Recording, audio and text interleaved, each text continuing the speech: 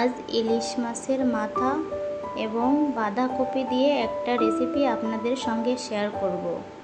প্রথমে শুকনো কড়াইয়ে জিরা, তেজপাতা, গোলমরিচ, এলাচ একসঙ্গে ভেজে নিয়ে ব্লেন্ড করে নিতে হবে। অনেকে শুকনো লঙ্কাতেও ভেজে নিতে পারে।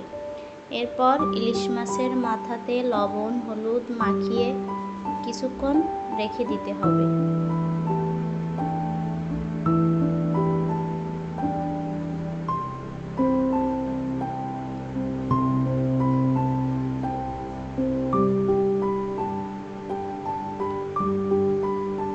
এর পরবর্তীতে তেল গরম করে মাছের মাথা ভালো করে ভেঙে একটা পাত্রে রেখে দিতে হবে।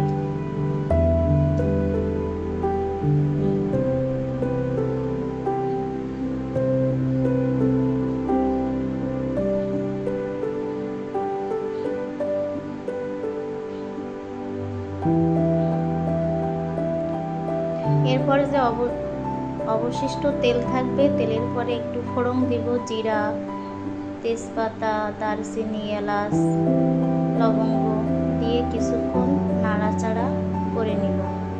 একটা ভালো গন্ধ বের হওয়া পর্যন্ত অপেক্ষা করব।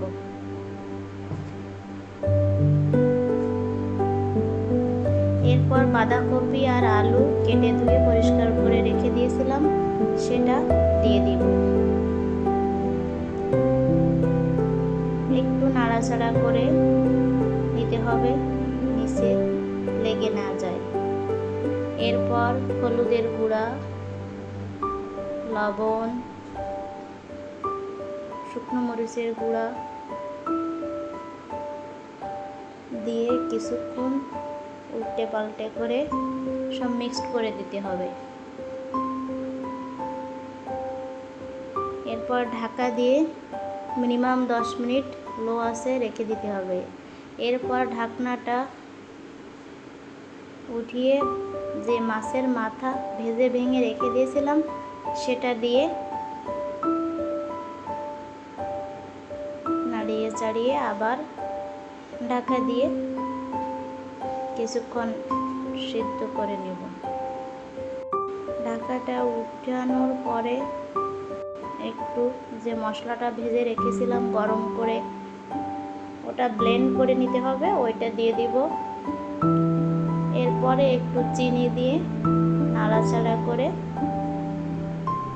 নামিয়ে নিলেই বাঁধাকপি দিয়ে ইলিশ মাছের মাথা